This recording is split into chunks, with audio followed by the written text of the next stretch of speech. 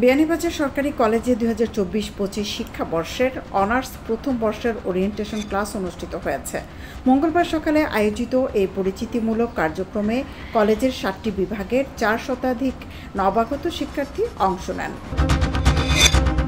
জৈন্তাপুর ও কানাইঘাট উপজেলার গুরুত্বপূর্ণ আঞ্চলিক সড়ক সংস্কারের দাবিতে রবিবার দরবস্ত কানাইঘাট সড়কের আশপাশের এলাকার নাগরিকরা নির্বাহী প্রকৌশলী সড়ক ও জনপথ বিভাগ সিলেট জেলা বরাবরে একটি স্মারকলিপি জমা দিয়েছেন। সিলেটে এসএসসি ও সমমানের পরীক্ষার খাতা চ্যালেঞ্জ পুনর্নিরীক্ষণের আবেদন করে ফেল থেকে পাশ করেছেন 30 শিক্ষার্থী। একই সঙ্গে নতুন করে জিপিএ 5 পেয়েছেন আরও 22 জন। রোববার সকালে সিলেট শিক্ষা বোর্ডের ওয়েবসাইটে প্রকাশিত পুনর্নিরীক্ষণের ফলাফল পর্যালোচনা করে এই তথ্য পাওয়া যায়।